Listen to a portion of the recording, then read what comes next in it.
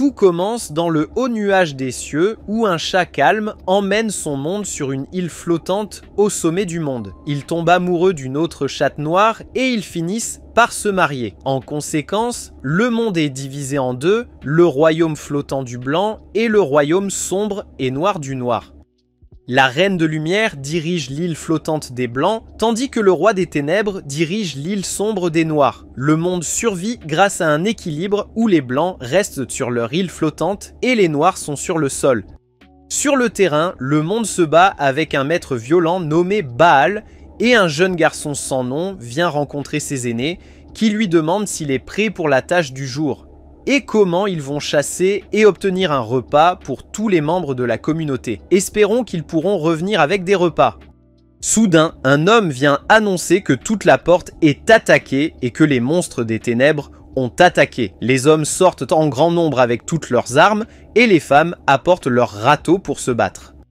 Ils demandent au petit garçon d'emmener tous les enfants à la périphérie de la ville car il y a une grotte où ils peuvent tous se cacher en sécurité. Il passe à l'action, rassemble tous les enfants et les emmène.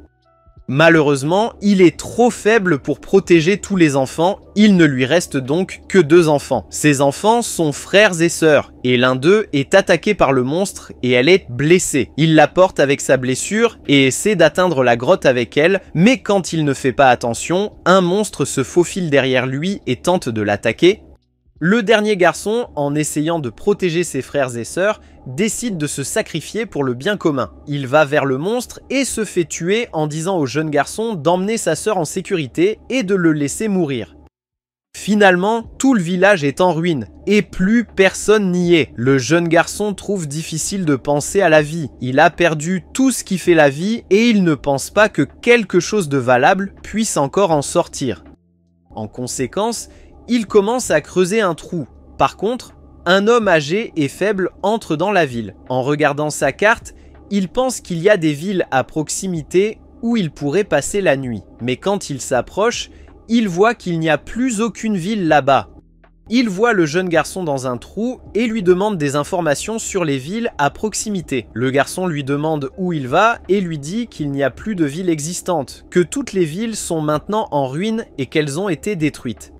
Il est choqué. Il demande au vieil homme si c'est vrai que leur ville est protégée par le roi des ténèbres, et pourquoi le roi des ténèbres les a observés jusqu'à ce qu'ils soient tous détruits. Cet homme plus âgé ne croit pas à l'intégrité du roi des ténèbres. La raison de cela, il la révélera plus tard. Quoi qu'il en soit, il dit au garçon que le royaume est sous le roi des ténèbres. Il voit que le garçon creuse un trou et lui demande pourquoi il fait cela. Le garçon dit à l'homme de ne pas lui poser de questions et ajoute que même s'il lui expliquait, l'homme ne comprendrait pas ce qu'il traverse. Il dit que ce qu'il fait peut sembler sans valeur pour quiconque, mais que c'est le seul moyen pour lui de se sentir mieux. L'homme insiste qu'il veut savoir pourquoi il fait ça et il dit à l'homme qu'il veut se rapprocher de la lumière. Le royaume du blanc est dans le ciel et il pense que le trou profond sera plus facile pour la lumière de pénétrer que le sol. L'homme lui dit d'arrêter de creuser. Il dit au garçon qu'il a faim et qu'il n'a pas mangé, donc il devrait arrêter de stresser avant de s'évanouir. Le garçon dit qu'il ne peut pas s'évanouir car il dort bien. Qu'est-ce qu'un sommeil de qualité sans nourriture? L'homme lui jette un pain et il le prend et le mange avec grande efficacité. Il manque de s'étouffer avec la nourriture et l'homme lui lance de l'eau. Il est tellement excité et heureux.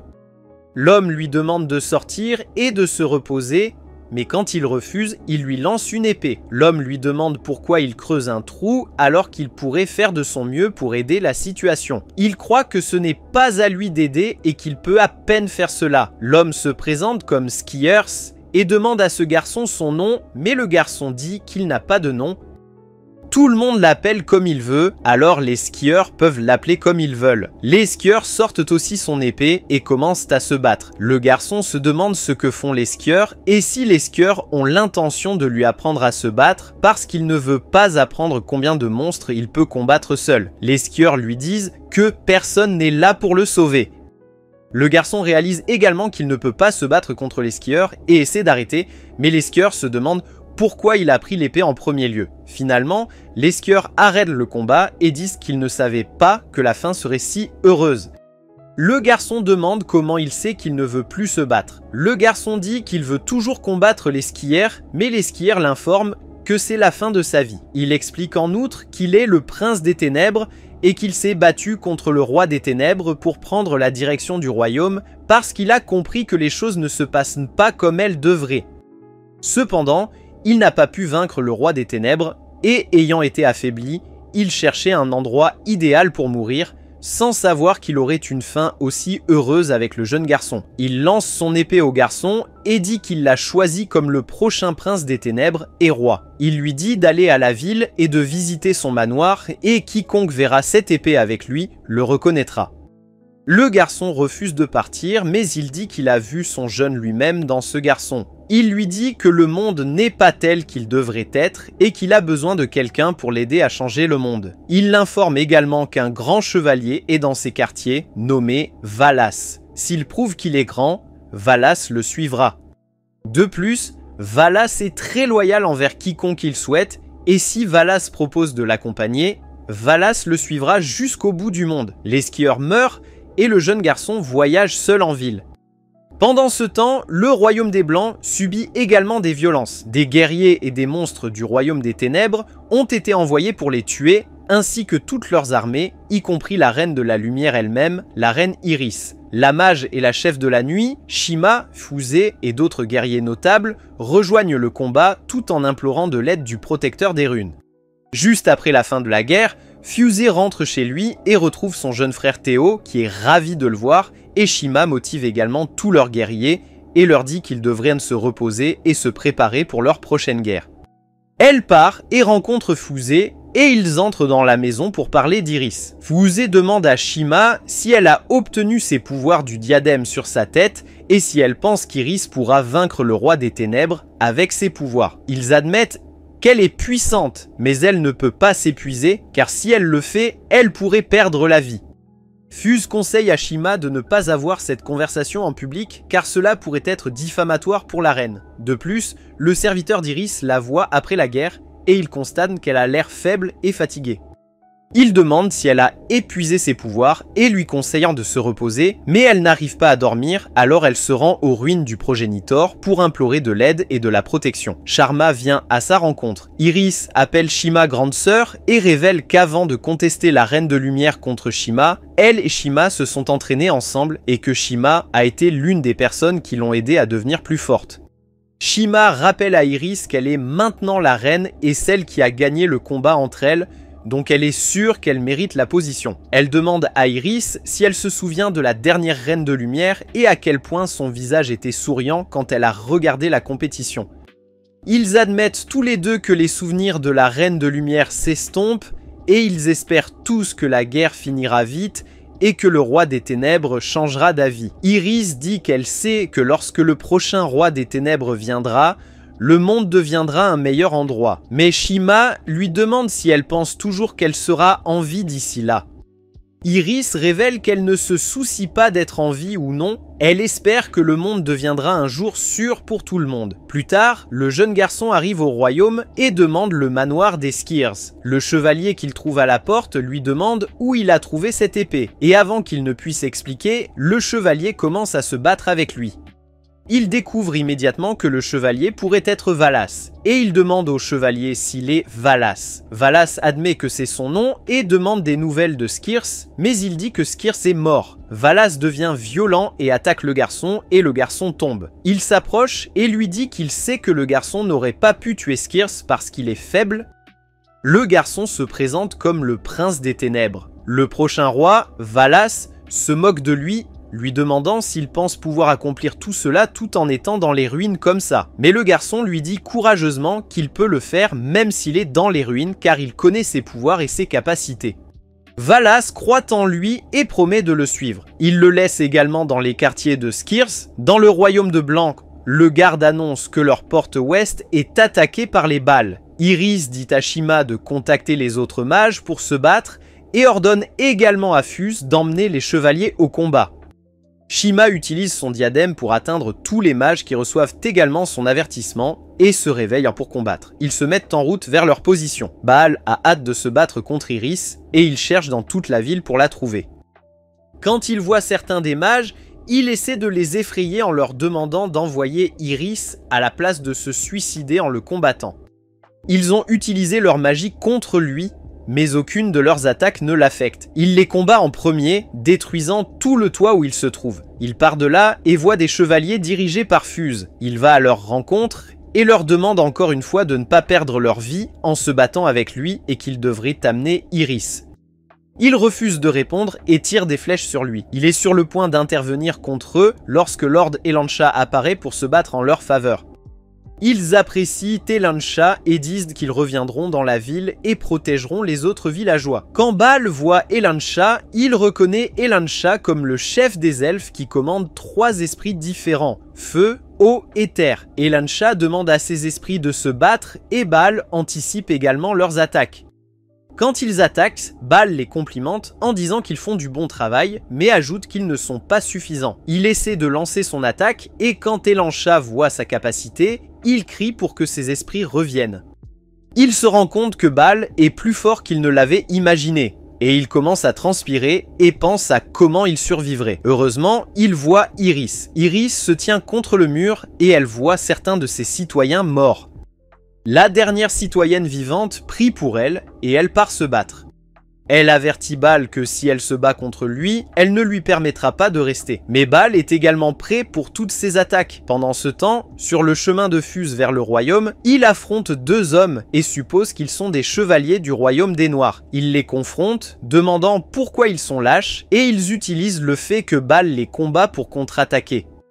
Ces hommes insistent sur le fait qu'ils ne sont pas des chevaliers, mais juste des déserteurs cherchant un bon endroit pour se reposer. Ils leur demandent de laisser tomber leur épée et ils obéissent. Ils s'agenouillent également devant lui. Soudainement, le pouvoir des ténèbres les entoure et ils reprennent leurs épées. Fuse tue l'un d'eux et il commande à ses chevaliers de combattre les autres. Iris lutte pour combattre Baal, qui s'avère être fort aussi. Elle décide d'épuiser tous ses pouvoirs, mais Alantès la met en garde sur ce que cela pourrait entraîner. Elle s'arrête et Baal se sent gêné de la combattre sans qu'elle utilise toute son énergie et s'en va, espérant revenir quand elle sera prête pour un vrai combat. Au royaume des Noirs, Valis rencontre le roi des ténèbres. Cependant, le roi n'est pas là. Le chevalier qui avait mené les attaques dans le royaume de Blanc ce jour-là vient faire un rapport et il indique qu'ils doivent arrêter de se battre. Il se plaint d'avoir perdu un chevalier ce jour-là et il ne pense pas que les habitants des Noirs soient juste des sauvages qui peuvent se battre contre n'importe qui à n'importe quel moment. Avant que Valis puisse répondre, le roi des ténèbres arrive et attaque le chevalier, le tuant. Quand il s'assoit, Valis lui dit qu'il n'aurait pas dû se souiller en prenant le sang sur sa main, car il aurait tué l'homme pour le roi si le roi l'avait voulu. Le roi affirme qu'il n'y a aucune raison pour que le royaume des Noirs reste sur terre et le royaume des Blancs soit dans les cieux. Les 2 royaumes ne peuvent pas coexister dans le monde, et il ne renoncera pas tant qu'il n'est pas sûr que le royaume des Blancs n'existe plus et que le monde soit couvert de ténèbres. Valis admet que le roi a raison, mais dit que ce n'est pas une bonne stratégie s'ils continuent de perdre des hommes. Ils auront également un problème, qui est le roi de l'égoïsme, Baal. Valis rentre chez lui et rencontre le jeune garçon, le prince des ténèbres. Le prince des ténèbres lui demande d'où il vient, et il dit qu'il vient du palais du roi des ténèbres. Le prince avait supposé que Valis était uniquement loyal envers lui, mais Valis explique qu'il est loyal au roi et à ses successeurs, et qu'il n'a pas à avoir peur car il lui est loyal aussi. Le prince dit à Valis qu'il aimerait s'entraîner avec une épée et apprendre à se battre. Il affirme qu'il ne mérite pas d'être roi s'il ne peut vaincre Valis, mais Valis l'informe que se battre n'est pas son principal objectif, mais qu'il doit lire. Valis apporte quelques livres à sa table et lui dit de lire, lui demandant comment il peut espérer devenir roi s'il n'apprend pas les bases de l'agriculture et d'autres choses, et s'il veut que son peuple meure de faim. Il dit aussi au prince que s'il veut la dignité d'un roi, il doit aussi soigner ses paroles. Il accepte également d'entraîner le prince et l'informe que d'autres successeurs convoitent le trône, et il doit être exceptionnel s'il le veut. Ils commencent leur entraînement et le prince apprend très rapidement. Par contre, dans la forêt, la démonesse Griver, Dame Grosa, marche avec ses chevaliers. Elle cherche le prince et elle est fatiguée de chercher, se demandant pourquoi le prince serait dans un endroit comme ça. Elle fait une pause pour se reposer et soudain, des monstres les attaquent. Les chevaliers essaient de s'activer en combattant les monstres, mais elle leur dit de ne pas s'inquiéter et part combattre seule. Elle les vainc avec une seule attaque et tous ses chevaliers la félicitent. Alors qu'elle est absorbée par les louanges, un autre monstre s'approche d'elle. Le monstre est trop proche pour qu'elle puisse se défendre et elle ne sait pas quoi faire. Soudain, le prince arrive et tue le monstre. Il se présente comme le prince et elle se demande pourquoi le prince est dans un endroit aussi éloigné. Il lui dit qu'il s'entraîne et que la forêt n'est pas si loin de chez lui.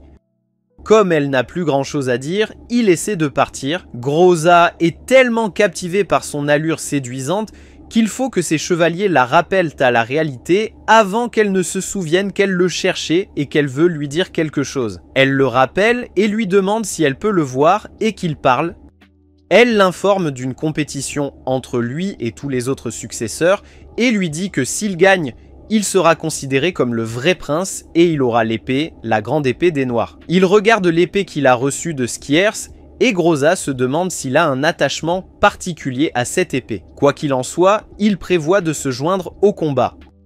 Dans le royaume de Blanc, Iris revient et voit son royaume en ruine. Il appelle à l'aide pour les blessés et Shima arrive. Shima l'informe que lorsque Fuse et les chevaliers sont revenus pour protéger la ville, ils ont été confrontés à des guerriers humains du royaume des Noirs, ce qui a causé leur défaite. Iris reste distraite dans son palais en pensant aux responsabilités qui reposent sur ses épaules et à la manière dont elle va les gérer. Shima la rencontre et lui demande de l'attention à plusieurs reprises avant qu'elle ne puisse répondre. Elle lui dit qu'elle est perdue dans ses pensées et lui demande ce qu'elle pense. Elle dit aussi que l'ancienne reine était peut-être aussi perdue dans ses pensées lorsqu'il pensait qu'elle avait l'air paisible. Elle informe Iris qu'elle va gérer la reconstruction de la ville détruite et Iris lui demande de bien le faire. Lorsqu'elle part, Iris pense à l'ancienne reine. Elle se souvient que quand elles étaient plus jeunes, avant qu'elles ne deviennent reines, elle avait l'habitude de se lever très tôt et de se tenir près de la ville pour prier pour le royaume des Blancs. Un matin, Shima vient la rencontrer et elle lui demande si elle est toujours un lève-tôt. Shima répond qu'elle ne peut pas être un lève-tôt car elle aime dormir et Iris lui rappelle qu'elle a beaucoup plus de responsabilités et doit prendre soin de ses frères, Théo et Fuse. Shima se moque en disant qu'elles sont déjà une assez grande responsabilité pour elle et elle les donnera à Iris si elle le souhaite. Il rit et Iris demande à Shima si elle sait ce que signifie être la reine de la lumière. Shima dit qu'elle n'y a jamais pensé, mais Iris se demande en quoi consiste exactement le fardeau et la responsabilité de la reine de la lumière. Ils retournent à leur quartier où ils voient la reine de lumière. Ils apprécient combien elle a l'air gracieuse et ils anticipent tous deux leur bataille et compétition pour être la reine de lumière. Ils espèrent tous deux faire de leur mieux pour gagner les batailles, mais Iris semble perturbée. Shima lui demande si elle doute de sa capacité ou si la position l'effraie, mais Iris dit non. Elle renvoie la question à Shima, qui admet qu'elle a l'habitude de sentir que la responsabilité serait trop lourde pour elle et elle trouve que c'est ennuyeux d'être la reine. La reine doit rester au palais et elle ne doit pas sortir. Shima ne pense pas qu'elle ait la capacité pour un style de vie aussi ennuyeux, mais Iris dit que ce n'est peut-être pas si ennuyeux et qu'ils ne savent pas si leur reine sort parfois en cachette. Shima n'est pas d'accord et ils sortent. Elle demande si Iris viendrait dîner chez elle ce soir-là et dit que Fuse attend avec impatience le dîner car cela fait un moment qu'ils n'ont pas mangé ensemble. Ils sortent cueillir des légumes sauvages et les emmène chez Shima où ils mangent et s'amusent. Après le repas, Iris les remercie pour le repas et Théo lui demande si elle va revenir. Ils en plaisantent et Fuse voit la maison d'Iris. En chemin, Iris le remercie pour la nourriture et il lui dit aussi que c'est bien mérité puisqu'elle leur apporte aussi des légumes. Elle lui rappelle qu'il pourrait obtenir les légumes dans la forêt, mais il insiste que les siens sont plus sucrés que ceux de la forêt. Elle lui demande s'il connaît la responsabilité d'une reine, et il répond non mais affirme que sa responsabilité en tant que chevalier est de s'assurer qu'il protège la reine. Le lendemain, Iris se promène dans le royaume et des monstres l'attaquent. Elle essaie de fuir, mais elle ne peut pas s'échapper, alors elle les combat et elle gagne.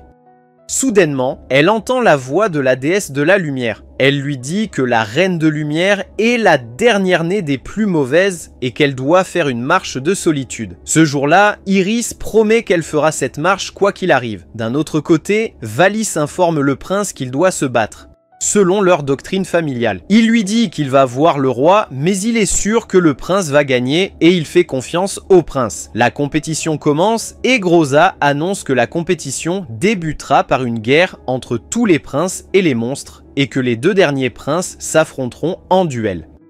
Il libère les monstres et pendant le combat, le prince aide l'une des autres princesses pour qu'elle ne meure pas. Les autres se demandent en pourquoi il aiderait quelqu'un dans une compétition, mais il dit que c'est juste parce qu'il ne veut pas qu'elle meure. La dame n'apprécie même pas ses gestes gentils et lui dit de la laisser. Le combat continue et un autre grand monstre arrive que seul le prince peut tuer. Finalement, le prince se qualifie avec un autre prince nommé Adel. Adel le suit dans la loge en prévision du prochain combat. Il demande au prince pourquoi il a sauvé la fille et le prince révèle que c'est parce qu'il ne veut pas qu'elle meure. Adel lui dit qu'il est impossible de ne pas vouloir tuer quelqu'un si on veut devenir le roi des ténèbres et qu'il faut accepter que des gens meurent. Le prince insiste que si tuer est le seul moyen pour devenir roi, il préférerait trouver une autre solution. La deuxième partie de la compétition commence et il surpasse Adel. Cependant, il ne tue pas Adel et Adel lui demande pourquoi. Furieux, Adel reprend son épée et continue le combat, déclarant que s'il a l'occasion de tuer le roi, il le fera sans hésiter. Malheureusement pour lui, il n'en a aucune et le prince remporte le combat. Il prend la grande épée du noir et sort avec Adel et Groza. Adel se présente et il voit Valis à l'avant. Valis n'a même pas besoin de demander le rapport de la compétition. Adel demande à Valis pourquoi il est venu et Valis dit qu'il a un message pour eux de la part du roi.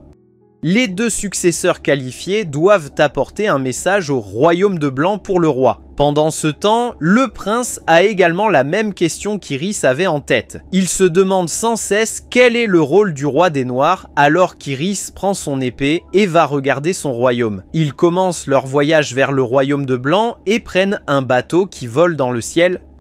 Les passagers du bateau n'allègent même pas leur voyage car ils continuent de parler de la difficulté qu'ils pourraient avoir à arriver au royaume de White et comment leur bateau pourrait être propulsé par magie, ce qui fait d'eux des magiciens.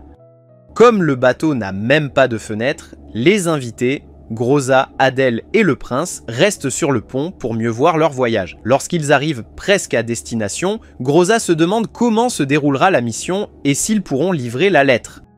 Elle leur a dit que même si le monde ne contient que ces deux royaumes, les royaumes sont en guerre.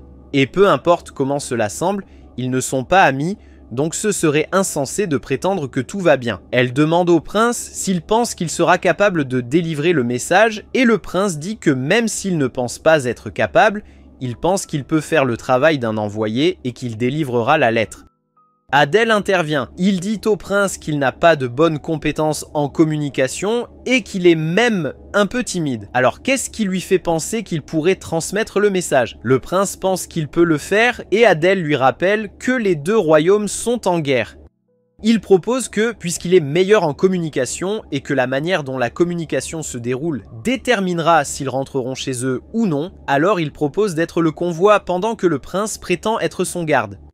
Cela semble être une excellente idée pour eux trois, et le prince l'apprécie pour ses efforts désintéressés. Ils arrivent au royaume de White et Fuse les accueille. Il sort son épée, et le prince sort aussi son épée. Adel intervient et s'excuse auprès de Fuse pour le comportement du prince. Il dit à Fuse qu'ils sont là uniquement pour remettre un message à leur reine et n'ont pas l'intention de causer des problèmes. Fuse se demande s'il est obligé de récupérer la lettre d'eux et ils essaient de convaincre Fuse que leur reine avait été informée de leur visite avant celle-ci et qu'ils ne veulent plus pas faire de mal.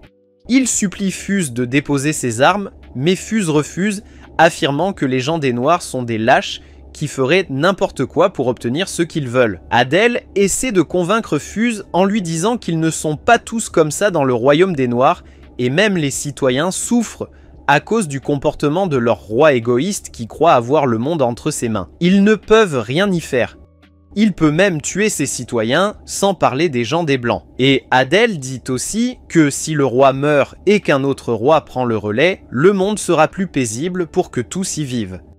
Fuse pense à quel point les chevaliers qui les ont attaqués étaient impuissants. Il considère que les gens sont impuissants, mais déclare que quoi que vivent les gens des Noirs, ce n'est pas son affaire et qu'ils peuvent en profiter. Il finit par récupérer la lettre d'Adel et l'envoie à Iris, tout en refusant de suivre Adel et le prince dans le palais. Adel continue d'essayer de le convaincre avec des mots et finalement, Adel le convainc et il les invite. Il leur dit de déposer leurs armes devant le palais et il les emmène à l'intérieur. Lorsqu'ils continuent de murmurer en chemin, il leur demande de se taire, leur disant qu'ils sont invités et doivent être présents. Il leur dit aussi qu'ils parleront officiellement à tout le monde, y compris à la reine. Fuse demande à Adel combien de jours ils peuvent rester là et Adel lui dit qu'ils pourraient partir ce jour-là selon comment se passent leurs négociations ou qu'ils devraient partir le lendemain car il sait que la négociation ne sera pas facile. Finalement, il rencontre Tiris. Elle regarde le prince et même s'il est déguisé en garde, elle ressent toujours quelque chose de différent chez lui. Elle leur dit qu'elle a lu la lettre envoyée par leur roi et que le roi demande aux deux pays de se joindre et de détruire Baal. Elle pense que si Baal finit par partir, le roi mettra toute sa soif de sang sur son royaume et les détruira. Elle admet que Baal perturbe en fait les deux royaumes et qu'ils ont besoin d'une solution durable, mais elle ne pense pas que s'allier avec les Blacks soit la meilleure idée. Le prince intervient et lui dit que la guerre contre le White ne se poursuivra que jusqu'à ce que le roi actuel quitte le trône. Adel est choqué qu'il ait dit cela, mais Adel doit le couvrir. Alors il dit que le roi actuel a passé de nombreuses années et prévoit de démissionner, donc il y aura bientôt la paix sur le White. Quand la réunion se termine, Fuse les emmène dans leur chambre et leur dit de rester en tant qu'invités. Avant qu'ils ne partent, le prince lui demande quel genre de personne est Iris, mais Fuse trouve la question insensée et avertit le prince de ne jamais mentionner le nom d'Iris avec sa bouche à nouveau. Il s'excuse auprès d'elle et ils continuent vers leur chambre. Pendant ce temps, le navire retourne à la maison et les cavaliers se demandent si l'envoyé est rentré sain et sauf. Ils prétendent avoir supposé que les Blancs les tueraient dès leur arrivée, mais ils pensent qu'Adel a la parole douce et que les négociations devraient bien se passer. Quelqu'un envoie un message à Groza que Valis lui a demandé de venir. Quand elle revient en ville, elle rend visite à Valis et en chemin, des hommes la voient et parlent de sa force. Ils disent qu'elle peut surveiller tout le monde autour d'elle et ils sont sûrs qu'elle est appelée à affronter le démon qui a prévu de les attaquer bientôt. Dans la pièce, le prince demande à Adel ce qui ne va pas chez lui, mais Adel renvoie la question au prince. Il lui demande pourquoi le prince s'est immiscé dans leurs affaires de néo-gitans et lui dit que les habitants des Blancs ne les aiment pas et qu'il croit que les Noirs ont toujours tort, donc le prince ne peut pas continuer à les narguer. Le prince n'est pas d'accord car il affirme qu'Iris est différente et qu'il l'a vue comme une personne pacifique. Le lendemain, Iris convoque une réunion avec eux. Elle leur dit qu'elle a réfléchi à leur message mais qu'elle a une question. Elle dit qu'elle veut poser la question au prince, ce qui étonne Adel. Et il dit à Iris que le prince n'est qu'un garde. Iris insiste pour qu'il réponde aux questions et elle lui demande ce qu'il pense que le Black pense de l'Alliance. Son conseiller l'avertit que ce n'est pas une question à poser à un garde, mais elle insiste pour avoir une réponse, alors le prince lui dit que les Blacks ont été affectés par Baal. Il en a tué plusieurs, et il pense que si leur alliance se forme, cela empêchera d'autres décès, donc ils sont favorables. Le lendemain, elle convoque une réunion avec eux et accepte l'accord d'alliance. Fuse reste près du palais et regarde le siège vide d'Iris. Elle est partie au royaume des Noirs pour rejoindre le combat et elle l'a laissé là pour protéger la ville. À ce moment-là, Shima arrive. Elle entre dans le palais et essaie de remettre le rapport de la reconstruction qu'elle était allée superviser à Iris, mais elle voit qu'Iris n'est pas sur sa chaise.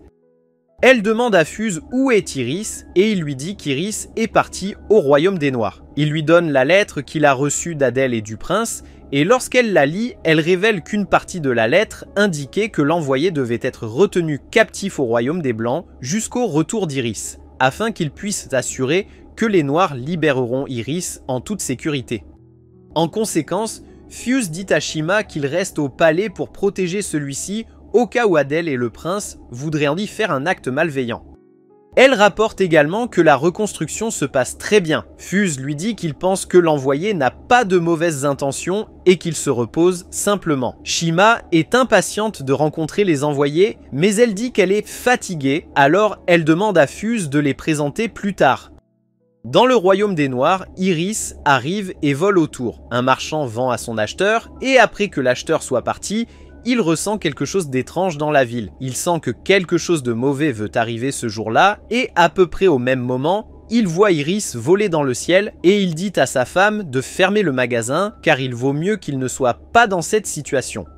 Les gens des Noirs, avec leurs chevaliers et mages dirigés par Groza et Valis, se préparent à combattre Baal. Ils ne sont pas sûrs si la négociation avec Iris est réussie, et ils ne savent pas s'ils peuvent gagner. Quoi qu'il en soit, Valis encourage son peuple en disant que Baal, le roi de l'égoïsme, celui qui défie l'ordre de l'équilibre entre les deux mondes, est revenu. Et comme il le fait habituellement, il détruirait toute leur ville sur un coup de tête et il tuerait la plupart d'entre eux.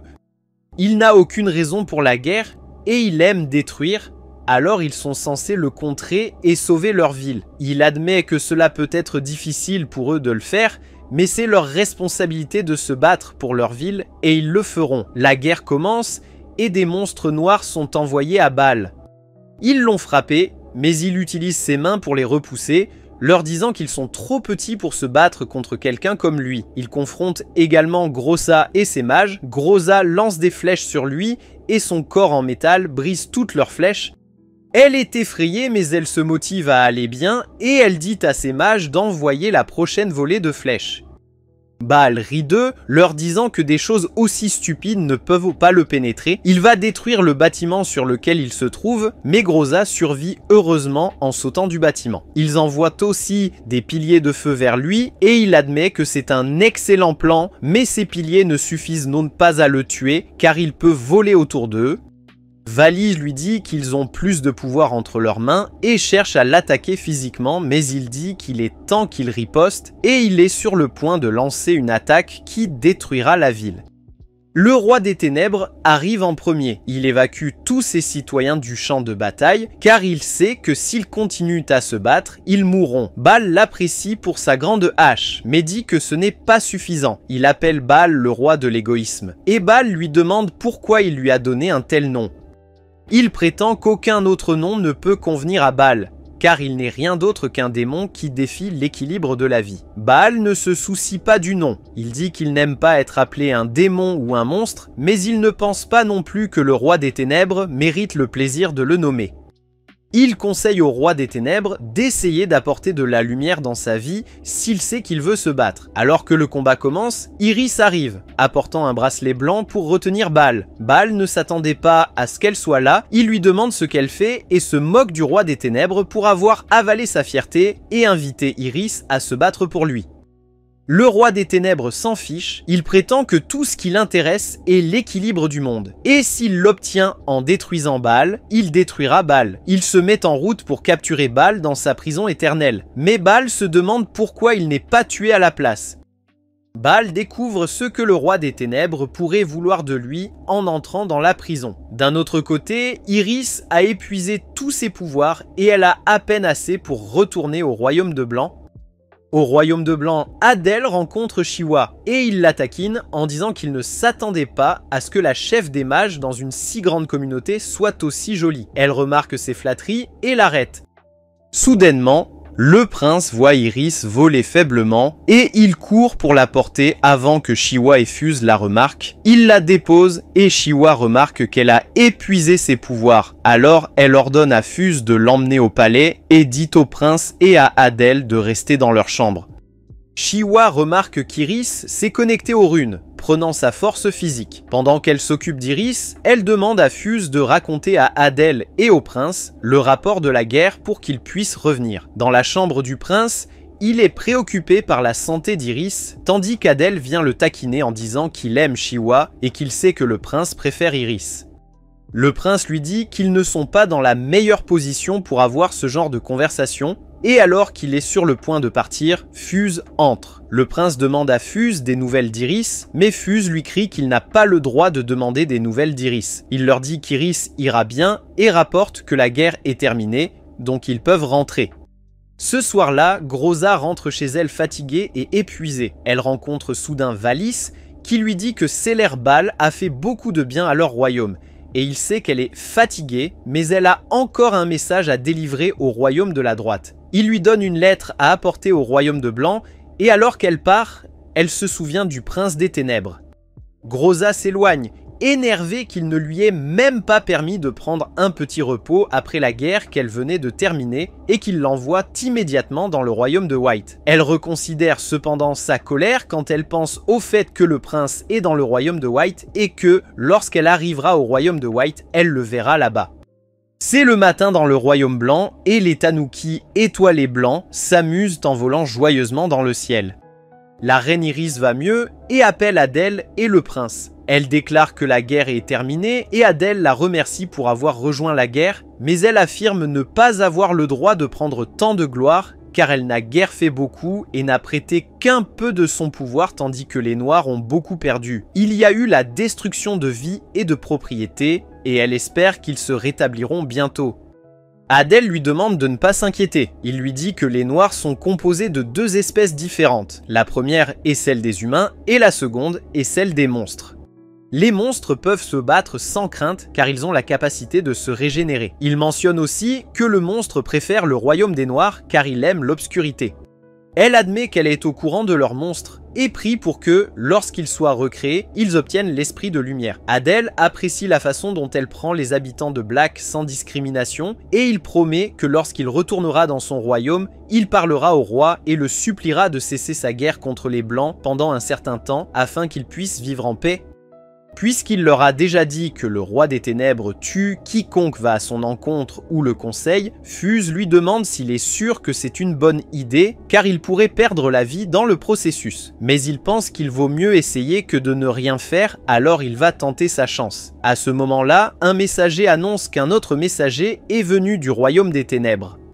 Ils demandent à Iris ce qu'ils devraient faire et elle leur demande de permettre aux messagers d'entrer dans le palais. Groza arrive et elle s'excuse auprès d'Iris pour être entrée dans son royaume sans préavis. Iris lui demande pourquoi elle l'a visité et elle rapporte qu'elle a un message du roi et supplie Iris de lire le message.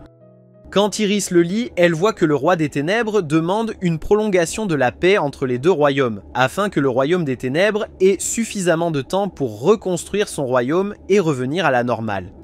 Fuse dit à Adèle qu'au moins, il mettrait ses pourparlers de paix en attente et profiterait de la paix. Iris accepte la proposition et offre de faire visiter le royaume de Blanc aux invités pour qu'ils puissent mieux les comprendre. Alors qu'elle s'apprête à quitter le palais, Shima se soucie de sa santé et lui demande si elle se sent assez bien pour marcher, mais elle affirme qu'elle va bien.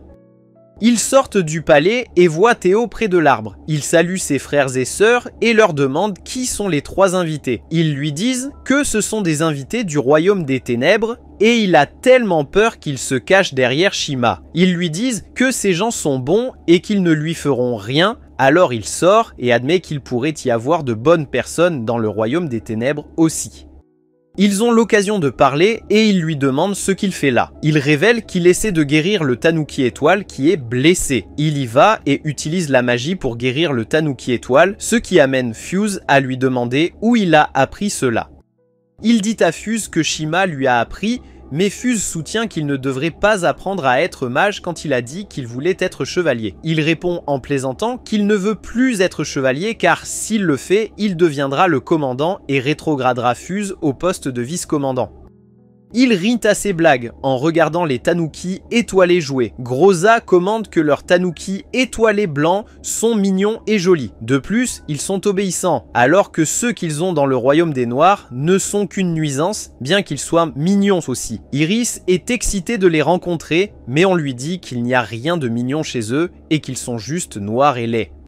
En parlant des Noirs, les Blancs disent aux Noirs qu'ils portent aussi toujours des vêtements noirs. De leurs cheveux à leurs jambes, tout est noir, ce qui les rend différents. Les Noirs disent aussi aux Blancs qu'ils portent tous des vêtements blancs, Alors ils décident d'échanger leurs vêtements pour voir comment ils se sentiraient dans les habits de l'autre.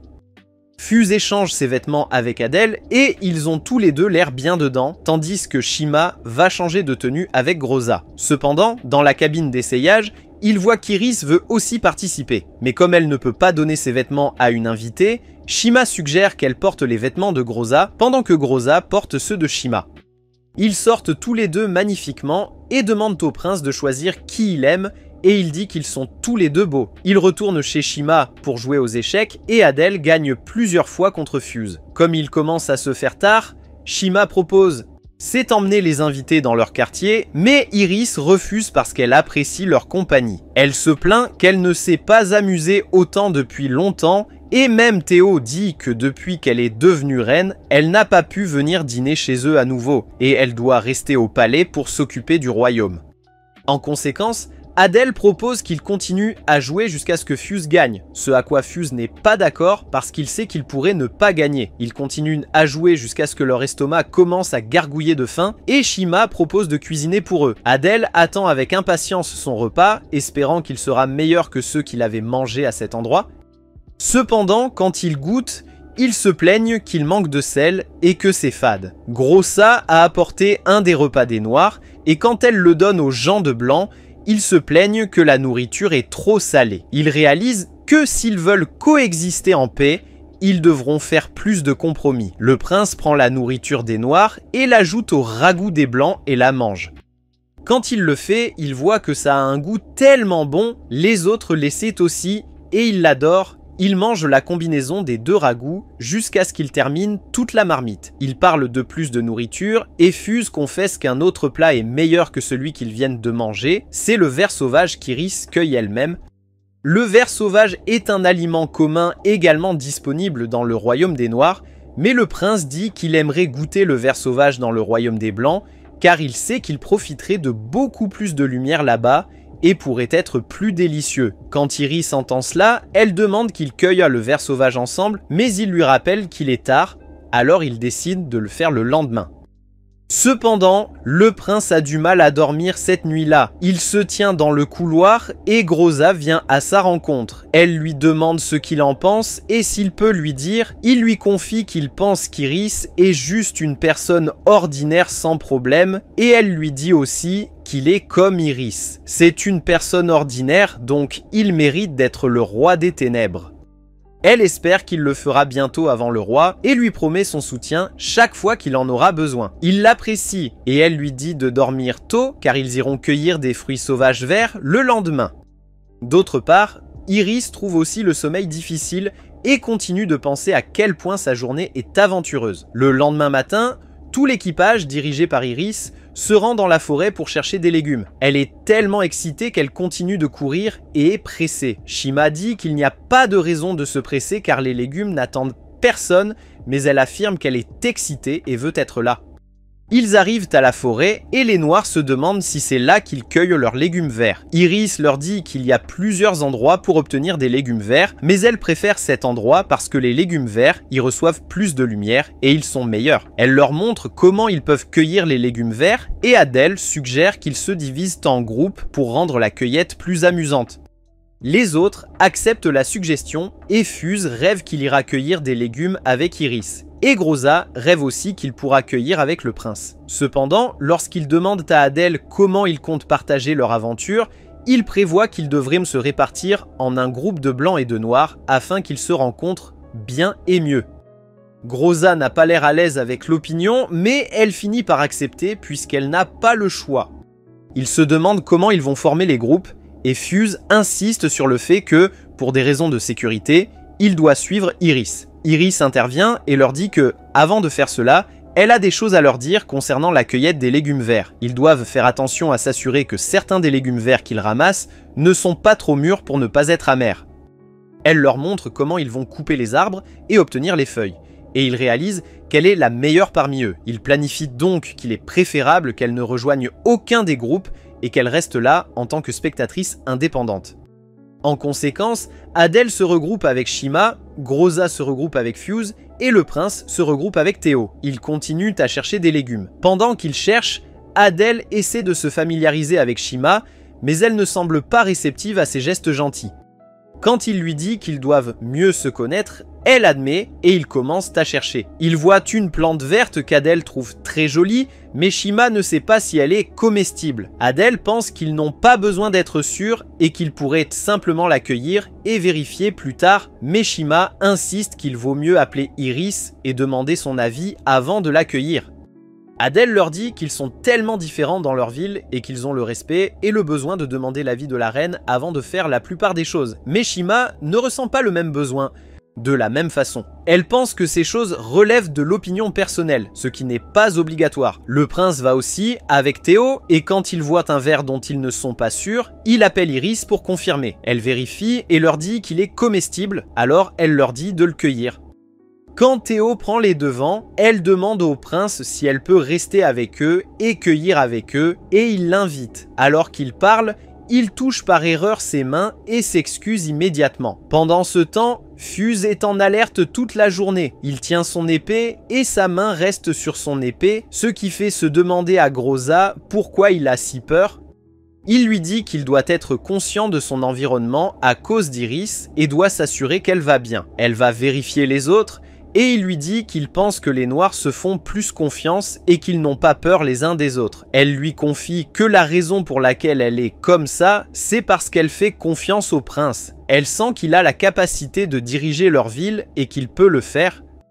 Elle se rappelle comment elle avait écouté sa conversation avec Adèle et comment il avait dit que s'il devait tuer et détruire des gens avant de devenir le roi, alors il devrait trouver un autre moyen. Elle sent qu'elle partage sa conviction de créer un nouveau monde et qu'il peut le faire, c'est pourquoi elle va le suivre jusqu'à la fin. Ils terminent tous de cueillir et rassemblent leurs repas. Iris vérifie et elle voit que la plupart d'entre eux ont des repas comestibles, sauf certains d'entre eux, comme Fuse et Groza, qui n'ont pas demandé les suggestions d'Iris et ont pris des repas non comestibles. Iris propose de cuisiner pour eux et Fuse est ravie. Elle et les femmes vont laver les légumes pendant que les hommes ramassent du bois. Quand ils lavent les légumes verts, Groza pense qu'ils les lavent plus profondément que les blancs. Selon elle, les noirs les laissent tremper toute la nuit pour que l'amertume parte, tandis que les blancs les laissent tremper quelques minutes. Ils lui disent que c'est peut-être à cause de l'âme pure. Ils laissent Iris près de l'eau. Pour les hommes, Théo disparaît soudainement et ils commencent à le chercher. Le prince court demander à Iris si elle sait où est Théo et il glisse, la poussant dans l'eau, puis tombe sur elle. Il s'excuse immédiatement et lui demande si elle peut trouver Théo. Il lui dit que Théo est parti avec Shima et Groza. Il s'excuse de l'avoir poussé et l'aide à sortir de l'eau. Ils sèchent en leur corps et plus tard, Théo va rencontrer Fuse. Ils se retrouvent plus tard et cuisinent ensemble. Quand ils commencent à manger, les noirs admettent que leurs légumes sont moins amers que ceux des noirs, mais ils ont un goût fade, tandis que les blancs insistent sur le fait que c'est correct. Shima propose d'ajouter un peu de sel. Quand il le fait, tout le monde apprécie le repas. Fuse propose que l'envoyé informe leur roi des transactions commerciales entre les deux pays pour découvrir la nourriture et les vêtements de chacun, mais Iris dit que cela doit dépasser la nourriture. Elle pense qu'ils devraient aussi se réunir ensemble car elle aimerait être en leur compagnie une fois de plus. Quelques jours plus tard, le roi demande à l'envoyé de revenir en ville. Adèle marche le long de la route avec le prince et se plaint que le roi est rempli de tant d'urgence qu'il ne peut même pas leur permettre de rester là quelques jours et il doit se plaindre qu'ils doivent partir en urgence. Il voit Fuse devant lui et Fuse lui demande pourquoi il murmure. Il le regarde avec peur et Adèle lui demande s'il réfléchit à la question de savoir s'il ira bien lorsqu'il arrivera au sol. Il lui dit qu'il n'a pas à avoir peur à sa place et qu'il ira sûrement bien. Fuse lui rappelle ce qu'ils doivent faire quand ils retourneront à la ville des Noirs et la première chose est de proposer un accord commercial entre les deux royaumes. Adèle rassure Fuse qu'il dira au roi que les Blancs ne sont pas des gens mauvais et qu'ils peuvent vivre en équilibre. Sur le bateau, les Blancs envoient différents articles alimentaires et autre chose pour les Noirs. Groza coordonne l'embarquement de ces choses sur le bateau et pense à quel point ils vont lui manquer. Fuse rend leurs épées à Adèle et au prince et les conduit au palais où ils rencontrent Iris. Elle écrit une lettre proposant un pacte commercial entre les deux pays et elle leur demande de livrer la lettre. Adèle la rassure qu'ils la remettront au roi et lui demande ce que signifie l'équilibre. Elle lui dit que l'équilibre, c'est quand les deux royaumes vivent en paix et en harmonie, mais il se moque d'elle. Il lui dit qu'il ne peut y avoir cet équilibre et que les dieux ne les ont même pas créés pour un tel équilibre. Pour lui, les gens des Blancs profitent de la lumière éclatante qu'ils n'obtiennent même pas dans les noirs. Ils apprécient la bonne nourriture et la protection, et ils vivent en paix, tandis que les gens des noirs subissent le pire des dieux. Les dieux ne leur ont pas accordé de bonnes choses, et ils ne sont pas bénéficiaires. Ainsi, le seul équilibre possible est que le noir prenne le contrôle du monde entier. La puissance du noir entre en lui, ses cornes augmentent, et il prend son épée pour tuer Iris. Il est trop proche pour que les gardes de la reine viennent à sa défense. Mais avant qu'il ne réussisse, le prince sort son épée et coupe Adèle en deux. Tout le monde est choqué. Il leur faut un moment pour comprendre ce qui se passe et les chevaliers disent à Fusée de saisir et d'arrêter le prince. Il dit qu'il est idiot d'avoir cru que l'envoyé avait leurs intérêts à cœur et il reporte toute sa colère sur le prince. Il commence à frapper le prince, le frappe du pied, puis appelle une corde pour arrêter le prince. Pendant qu'ils font cela, Iris se demande si elle prend vraiment la bonne décision, et elle leur demande d'attendre. Mais personne ne lui répond et ils emmènent le prince à la prison. Groza se demande ce qui se passe dans le palais et elle attend le prince. Mais les marins lui disent qu'ils doivent partir immédiatement car les envoyés ont été arrêtés et ils ne savent pas ce qui s'est passé. Après avoir ordonné l'arrestation du prince, Fusée est en colère contre lui-même. Il se traite d'imbécile d'espérer que les choses auraient pu être différentes. Et Shima vient le consoler, lui disant qu'ils ne peuvent pas être sûrs de ce qui s'est passé et qu'ils n'ont pas eu tort de faire confiance à l'envoyé. Il se plaint d'être fatigué. Il dit à Shima qu'il est content qu'il puisse y avoir un peu d'unité entre les deux pays et lui demande si elle pense vraiment que l'équilibre réside entre l'opposition et le combat. Il lui demande si les chevaliers doivent se battre pour l'éternité. Mais Théo intervient. Théo lui demande pourquoi il s'inquiète pour un avenir dont il ne peut même pas faire partie, un avenir que personne ne connaît.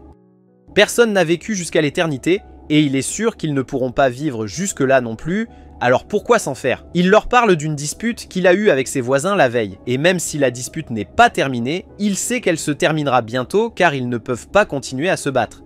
Il finit par sortir et ses frères et sœurs espèrent et prient pour qu'il ne grandisse pas en combattant ces guerres. D'un autre côté, Iris est déçue. Elle réfléchit à ce qu'elle peut faire pour apporter l'équilibre et l'unité. Soudainement, Dieu lui apparaît et lui dit que pour apporter l'équilibre et l'unité qu'elle souhaite, elle doit s'assurer de savoir ce qu'elle peut protéger et le protéger. En prison, le prince se demande ce qu'il a fait. Il réfléchit à la manière dont Fusée l'a attaqué et frappé et il dit qu'il ne sait pas quoi faire. Il ne sait pas si le roi avait secrètement informé Adèle de tuer la reine. Et si le roi l'avait fait, il était sûr qu'il y avait une raison, et il n'aurait pas dû s'en mêler. Il ne sait pas s'il a pris la bonne décision, et il est confus. Soudain, il voit un chat blanc devant son portail. La porte s'ouvre soudainement, et le chat blanc l'appelle. Il se demande si le chat veut le libérer, et il suit le chat. Près de la route, le chat se transforme en diamant avec Iris. La sphère se brise et il porte Iris. Il parle et Iris lui dit combien elle cherche la paix. Il lui dit qu'il veut la même chose et lui informe qu'il est le prince des ténèbres et le prochain successeur du roi des ténèbres. Iris lui dit qu'elle l'a ressenti et elle sait qu'ils veulent la même chose. Il espère qu'il peut obtenir un véritable équilibre et lui dit de l'attendre. Il retourne ensuite au royaume des Noirs et espère l'unité.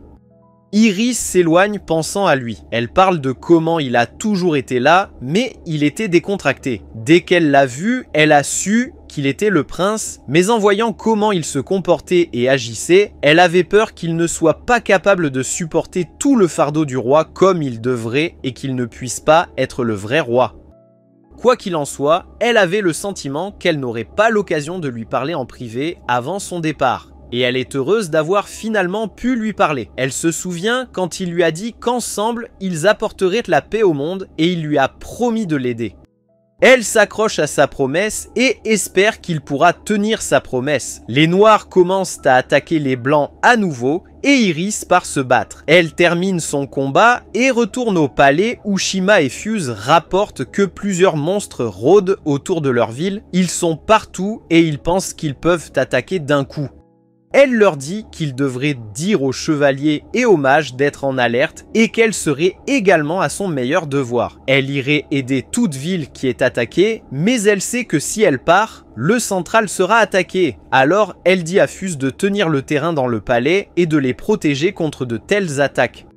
Cependant, Fuse lui demande une excuse et dit qu'il a besoin de prendre un congé. Cela semble être une mission impossible parce que leur pays est en danger et qu'il ne peut pas partir en tant que commandant de nuit. Il se défend et leur rappelle que la reine a été blessée lors de son dernier combat et qu'elle ne s'est pas entièrement rétablie. Il dit qu'il veut faire tout son possible pour trouver une solution à la maladie de la reine, mais il ne sait pas combien de temps cela prendra.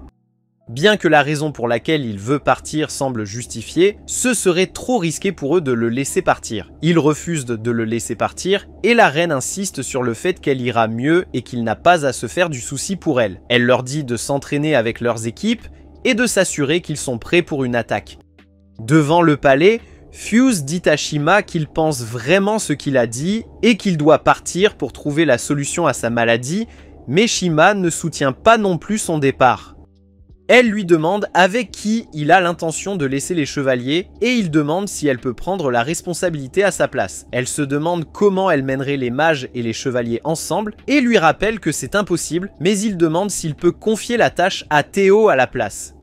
Cela semble risible car Théo n'est même pas chevalier et c'est un jeune garçon. Shima pense que son frère plaisante et elle s'en va. Fuse continue de réfléchir à une bonne solution de guérison pour Iris. Alantes remarque qu'il est tellement perturbé et lui dit qu'il a une solution à son problème.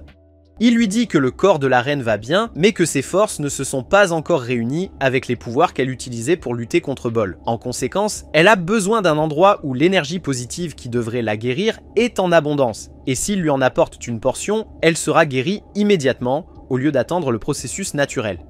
Il prétend connaître un endroit qui existe, mais il dit que l'endroit est tellement dangereux que personne n'a été dit y avoir survécu. Fuse lui demande si l'endroit est tellement risqué que le chevalier tout-puissant, commandant des Blancs, ne peut pas survivre, et les Alantes des Elfes non plus. Alantes leur dit qu'il pourrait gérer, mais se demande si la reine lui permettra de partir pendant cette période folle. Il ment à Alantes en disant qu'Iris lui a permis de partir et il prévoit de partir immédiatement. D'autre part, Shima continue son entraînement avec les mages quand l'un des chevaliers vient lui dire que Fuse a disparu. Elle va immédiatement faire un rapport à Iris et lui dit qu'elle pense que Fuse est parti chercher une solution pour sa santé. Elle s'excuse auprès d'Iris, mais elle lui dit qu'il n'y a pas de raison de s'inquiéter et qu'elles peuvent gérer la situation. Alantis emmène Fuse à la montagne et lui montre le chemin, mais lui dit qu'aucune personne n'est revenue complètement vivante. Il insiste sur le fait qu'ils peuvent le faire et ils entrent. Pendant ce temps, dans la ville des Noirs, le prince pense à sa dernière rencontre avec les Blancs. Ce jour-là, il ne pouvait laisser personne savoir qu'il avait rencontré la reine, alors il a rapidement sauté dans le navire et il est parti. Cependant, depuis son retour en ville, il n'a pas pu voir le roi. Il se demande si c'est à cause du problème avec Adèle, mais il se fiche de rencontrer le roi. Il est plus préoccupé par Iris. Il sent qu'elle porte tant de fardeaux sur ses petites épaules, non seulement le fardeau des Blancs, mais celui du monde entier, et il a hâte de l'aider. Il continue de s'entraîner avec Valis, et il s'entraîne avec une telle intensité. Valis se demande pourquoi il s'entraîne si intensément, et lui demande s'il est devenu plus déterminé depuis son retour du White. Il interroge Valis à propos des White et des Black, et Valis l'informe que le roi a déclaré qu'il n'y aurait plus d'interaction entre les White et les Black à l'avenir. Ainsi, il ne devrait pas y penser. Il demande à Valis ce qu'il pense de l'équilibre. Les Blancs et les Noirs vivent séparément, mais le roi se demande toujours si c'est cela, l'équilibre. Valis admet que c'est une question à laquelle même le roi ne peut répondre. Il espère que si le monde entier est rempli de personnes de couleur noire, ils peuvent obtenir l'équilibre dont ils ont besoin, mais le prince lui demande à nouveau si c'est cela l'équilibre. Que dit l'avenir s'ils éradiquent entièrement les Blancs? Valis prétend que ce n'est pas sa responsabilité de penser à un tel avenir et il continue de s'entraîner. Groza vient à leur rencontre et annonce que le roi lui a dit de visiter la montagne avec le prince et de combattre des monstres qui ont attaqué, car il pense que les chevaliers normaux ne peuvent pas gagner. Il l'accompagne et sur le chemin, elle parle aussi des Blancs. Il rencontre les monstres, mais elle tombe dans un donjon. Il saute après elle et il se demande comment ils vont sortir. Soudain, un grand monstre surgit pour l'attaquer et ils ne savent pas quoi faire. Pendant ce temps, la reine découvre aussi que des monstres l'ont attaqué et elle appelle son équipe pour combattre pendant qu'Alantis et Fuse continuent de marcher sur la route solitaire. Tout comme Iris combat les monstres, elle pense à sa responsabilité. Elle dit qu'elle ne porte pas seulement la responsabilité des White, depuis qu'elle est devenue la reine des White, elle porte la responsabilité de l'équilibre entier du monde, l'équilibre des gens, et elle doit maintenir l'équilibre du monde. Elle n'est pas sûre si l'équilibre signifie qu'ils continueront à se battre éternellement, et elle ne sait presque pas à quoi s'attendre jusqu'à la fin de son mandat. Le fardeau est lourd pour elle, et elle ne pense pas pouvoir le faire seule, alors elle se souvient que le prince lui a dit qu'il le prendrait en son nom. Plus tard, dans le royaume de White, il découvre que les monstres des ténèbres les ont attaqués en grand nombre. Ils sortent pour attaquer tandis que Fuse et Alantis poursuivent leur voyage vers les gouttelettes brillantes. Leur chemin se retrouve encombré et Alantis utilise sa magie pour créer un passage. Malheureusement, cela crée un trou dans la montagne et Fuse manque de tomber dans le trou. Alantis le ramène en sécurité, mais son épée tombe dans le trou.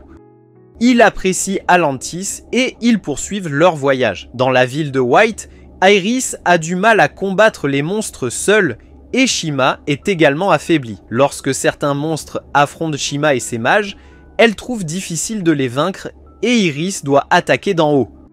Elle leur dit qu'ils devraient tous se rassembler et dire que le chant de l'unité apporte une grande lumière à leur ville, libérant un bouclier qui les protège. Elle leur dit qu'ils sont en sécurité maintenant, mais cela ne peut pas continuer longtemps, alors ils doivent se reposer et se préparer à combattre à nouveau. Iris se sent faible et s'évanouit, alors Shima la conduit à sa chambre et lui dit de se reposer un moment. Dans la forêt, Fuse et Alantes voient un endroit autour qui semble étrange et Alantes va l'attaquer. Il utilise son pouvoir et le vainc, ce qui surprend Fuse qu'il puisse utiliser autant de puissance sans les runes. Il dit à Fuse qu'il n'aurait pas pu attaquer sans les runes et qu'il en avait pris certaines quand il partait. Il lui montre où il a gardé les runes et Fuse lui dit qu'il est l'un des meilleurs et qu'il sait qu'aucun guerrier n'est meilleur que lui dans le royaume.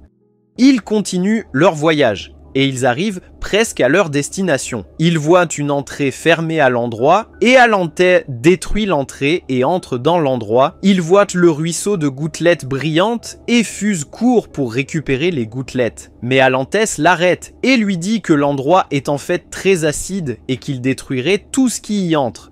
Il jette une pierre dedans et il voit la pierre remonter et se briser en morceaux. Il dit à Fuse qu'ils devraient revenir et revoir leur stratégie, mais Fuse refuse. Même s'il meurt, il s'assurera d'obtenir les gouttes pour Iris. Il est sûr que le royaume a peut-être été attaqué maintenant et il n'a pas de temps à perdre. Il marche dans l'eau acide et prend les gouttes. D'un autre côté, Groza aide le prince à détruire le monstre. Il l'apprécie et ils retournent chercher leur chemin vers le sommet du royaume. En chemin, elle lui demande s'ils pensent qu'ils ne pourront pas revoir le blanc et dit qu'elle apprécie leur compagnie. Elle dit qu'elle ne sait pas ce que pense le roi, mais aucun d'entre eux ne peut aller à l'encontre du roi. Elle lui dit qu'elle a récemment obtenu du poisson et veut manger, alors elle lui demande s'il se joindra à elle.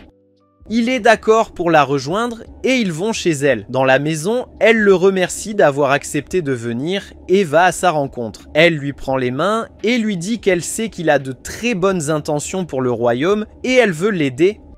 De plus, depuis le jour où elle l'avait rencontré, elle l'avait adoré. Cependant, elle savait aussi qu'il veut être avec Iris, la reine de lumière, et qu'il l'aime bien. Elle commence à avoir les larmes aux yeux et elle s'enfuit. En partant, elle lui dit qu'elle le soutiendra toujours, peu importe la personne qu'il choisit d'être avec. Finalement, Fuse et Alantes retournent au royaume blanc et apportent les gouttes brillantes à la reine. Ils les utilisent sur elle et elle est instantanément guérie. Shiwa raconte à Fuse ce qui s'est passé en son absence et il lui dit qu'il a eu des nouvelles des chevaliers. Elle lui dit qu'ils ne savent pas combien de temps le bouclier tiendra et qu'ils doivent être prêts. Quand Iris se rétablit, elle va prier et se souvient de la promesse que le prince lui a faite. Elle espère pouvoir mener le chemin de la lumière avec le prince. Alors qu'elle prie, Fuse vient à elle et l'interrompt. Il la voit prier ardemment et lui demande de ne pas se fatiguer en priant trop. Il lui dit que leur bataille avec le royaume des Noirs approche et qu'ils auront besoin de toute son énergie. En guise de remerciement, elle s'excuse de toujours leur poser des problèmes. Elle l'apprécie pour les gouttes brillantes, mais il lui dit qu'elle ne doit pas s'inquiéter car c'est son devoir officiel en tant que commandant des chevaliers. Elle se plaint aussi d'avoir toujours dépendu de lui et de sa sœur et elle ne sait pas ce qu'elle aurait pu faire sans eux. Mais Fuse lui promet que toute sa famille la servira jusqu'à la fin de la journée. Il part entraîner ses chevaliers en prévision de la bataille. Ce jour-là, le prince se réveille en se sentant bizarre. Il sort de la ville et entend un marchand parler du fait que ce jour est la bataille finale contre les Blancs. Le marchand conseille à tout le monde de profiter avant la bataille, car s'il compte vraiment profiter après, il pourrait ne plus jamais le faire. Lorsque le marchand aperçoit le prince, il se demande pourquoi le prince n'a pas été invité à ce genre de bataille.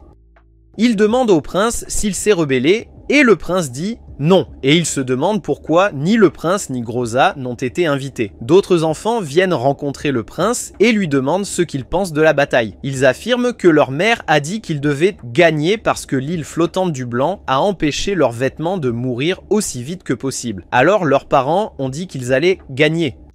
Ils demandent au prince s'il pense aussi qu'ils vont gagner et il dit oui. Soudain, un garde arrive et demande le prince. Quand le prince demande pourquoi il est venu, il dit au prince qu'il a été envoyé pour l'appeler et le prince part avec lui et il passe devant Groza. Juste avant le début de la guerre, Fiues et Shima demandent à Théo ce qu'il fera si la guerre ne se termine pas en leur faveur. Il dit qu'il courra pour se mettre en sécurité en sautant dans le fleuve en utilisant la magie. Ils lui disent que cela devrait être son dernier recours et qu'avant cela, il devrait trouver un endroit sûr pour se cacher. Il leur dit qu'il se protégera et leur conseille également de fuir s'ils pensent que la guerre devient difficile pour eux. Fiues se vante qu'il ne peut pas perdre et même s'il doit continuer à se battre, quoi qu'il arrive, il continuera à se battre. Théo lui rappelle que s'il doit continuer à se battre, quoi qu'il arrive, cela signifie qu'il se bat seul et dans ce cas, il devrait courir. Fiues dit à son frère que tant qu'ils ont Iris à leur côté, ils ne peuvent pas perdre. Il se promet aussi que même s'il doit verser sa dernière goutte de sang, il protégera Iris. La guerre finit par commencer et Fiues rassemble les chevaliers et Shiwa rassemble les mages et Iris va confronter le roi des ténèbres. Le roi des ténèbres lui dit que peu importe combien elle essaie, elle ne peut pas le vaincre. Il n'est pas comme la lumière qui s'affaiblit et peine à s'éclaircir avant de s'éteindre. Il est les ténèbres. Il continue de grandir de plus en plus jusqu'à ce qu'il réussisse et obtienne ce qu'il veut. Par conséquent, elle se fatiguera de la guerre et se résignera à son sort. Elle refuse un destin qui ne lui appartient pas. Elle lui dit qu'elle protège l'équilibre du monde et qu'elle le fera même si cela lui prend toute sa vie. Dans le royaume du Blanc, les monstres sombres attaquent les enfants et les femmes et les chevaliers du Blanc essaient de les défendre. Quand ils protègent les femmes et leur disent de courir vers le palais, l'obscurité commence à tout recouvrir. Les ténèbres s'emparent d'un de leurs chevaliers et il essaie d'attaquer son peuple, mais un autre chevalier le tue et emmène les gens en sécurité. Théo se cache derrière l'arbre et regarde tout le combat. Un des monstres sombres vole au-dessus de lui et il se cache jusqu'à ce que le monstre parte. Cependant, lorsque le monstre s'en va, il regarde le royaume et voit que tout le monde se bat. Aucun d'eux n'est en sécurité et il ne veut pas rester là sans rien faire, alors il utilise sa magie pour détruire le monstre. L'obscurité commence à couvrir presque toutes les parties du royaume de White. Shima essaie de dissiper les ténèbres en utilisant l'un de leurs chants unis, mais cela ne fonctionne pas. L'obscurité s'empare de la plupart de leurs mages et elle essaie d'utiliser le bouclier de l'affection pour les protéger, mais le bouclier se brise. Dans le ciel, Iris continue de combattre le roi des ténèbres et quand elle se rend compte qu'elle pourrait ne pas gagner, elle décide d'utiliser tout le pouvoir de la rune progénitrice ensemble. Le roi des ténèbres la met en garde contre cela et si cela échoue, elle pourrait perdre tout son peuple. Mais elle lui rappelle que si elle perd le combat, elle perdra l'équilibre et tout son peuple sera détruit de toute façon, alors elle lui dit de ne pas la manipuler. Elle continue et essaie de l'attaquer, mais il la contre-attaque et elle tombe. Dans le royaume de White, Shima est frustrée. Elle crie aux runes génitrices en lui demandant si elle ne les protégera pas. Soudain, Iris tombe aussi par terre et ils la retiennent. Fiwes est également confronté à Valas qui l'appelle un lâche et lui dit qu'il ne peut pas gagner. Valas utilise l'obscurité pour repousser complètement Fiwes et lui dit qu'il se souviendra de lui comme le chevalier commandant des actes lâches. Shima demande à Iris s'il y a un moyen de protéger leur ville et elle demande qu'ils utilisent un autre champ commun, Cainflow. Cependant, quand ils le font, cela échoue. Le roi des ténèbres vient leur dire qu'ils devraient abandonner et accepter le destin. Shima demande à Iris s'il y a une autre solution et elle répond que oui. Bien que risqué, Shima lui dit de foncer puisque c'est elle la reine. Elle utilise son dernier recours tandis que la longue obscurité se vante de ses grandes capacités. Avec colère, Shima l'attaque et il riposte en la recouvrant de ténèbres tandis qu'Iris se dirige vers les runes des ancêtres pour un dernier appel à l'aide. Alors que la guerre continue, le chevalier emmène le prince là où le roi l'appelle. À un moment donné, il voit plusieurs autres chevaliers autour de lui et il remarque que les chevaliers ne sont pas là pour le protéger, mais pour exécuter la volonté du roi en le détruisant. Il les combat et il atteint finalement sa destination où il rencontre Adel. Il n'est pas trop choqué qu'Adel soit en vie parce qu'il avait senti que la façon dont il avait divisé Adel en deux était trop rapide et facile pour quelqu'un qui est un successeur potentiel du roi. Adel demande s'il est choqué, mais il lui dit qu'il ne l'est pas. Il demande à Adel pourquoi il a attaqué la Reine de Lumière, et Adel se demande si cette question devrait être posée à lui ou au prince. Il dit que tuer la reine était la volonté du roi et de tout le peuple des ténèbres. Le prince est surpris et Adel demande pourquoi il l'a empêché de faire la volonté du roi. Il dit que même si le prince l'a arrêté, cela n'a pas vraiment arrêté la mission du roi, car l'attaque a affaibli Iris. Il reconnaît qu'Iris n'est qu'une petite fille, et même si elle obtient les pouvoirs des runes, elle reste une fille, et cette attaque particulière l'a découragée et effrayée par rapport à sa capacité. Il prétend que dans une guerre comme celle entre les Blancs et les Noirs, où les deux dirigeants sont supérieurs, celui qui gagnerait la bataille est celui qui abandonne en dernier. Et en considérant à quel point Iris avait été effrayée par cette attaque, elle serait sûrement la première à abandonner et ce sera le billet des Noirs pour gagner le combat. Il dit que le roi des ténèbres n'est pas stupide, et c'est la personne qui a supposé qu'il est stupide qui est stupide. Il a un plan parfait pour conquérir le monde entier, et le combat a commencé dans le royaume de Blanc. Il informe les princes que personne ne connaît l'esprit du roi, y compris Valas, qui en réalité mène cette guerre sans en connaître la véritable intention. Il dit qu'il est le seul à avoir la meilleure connaissance du roi, et cela n'est pas une surprise puisqu'il a en lui une grande part d'obscurité, tout comme le roi, et il pourrait même être le véritable fils du roi. Il révèle que la raison pour laquelle le roi avait retiré le prince et Groza de sa guerre et parce qu'il sait qu'il pourrait s'allier avec les Blancs et qu'il pourrait être très difficile à contrôler. La guerre continue et il a été responsable de la mort du prince. Le combat commence et le prince essaie d'abord de se retenir contre Adel, mais Adel continue de le frapper si fort que le prince doit aussi le combattre. Finalement, le prince le poignarde, mais Adel rit. Il admet qu'il ne peut peut-être pas vaincre le prince, c'est pourquoi la principale raison pour laquelle le roi l'a envoyé là-bas est de retarder le prince et non de le détruire. Le ciel entier est rempli de guerriers des ténèbres, et sans perdre de temps, le roi obtiendra la rune originelle, et il détruira l'équilibre des choses, et ainsi détruira le monde. Le monde entier sera rempli de ténèbres, et le roi sera satisfait. Le prince se demande pourquoi le roi veut détruire le monde. Il commence à trouver son chemin pour aller au royaume des Blancs et se battre avec eux, mais des monstres l'attaquent. Heureusement, Groza vient à son secours et lui ouvre la voie pour qu'il puisse passer. Il n'a pas d'aile pour voler jusqu'à l'île flottante, et alors qu'il se demande quoi faire, une grande lumière l'illumine et des ailes poussent dans son dos, puis il vole vers le royaume de White. Alors que Valas combat Fius, Valas disparaît soudainement, et Shima échappe également à l'emprise du roi des ténèbres. Iris se rend aux runes progénitrices et elle prie, elle s'excuse de ne pas avoir attendu le prince qui consomme les runes, détruisant toute la ville. Quand le chevalier voit le pouvoir écrasant des runes, il se rend compte qu'elle s'est auto-détruite.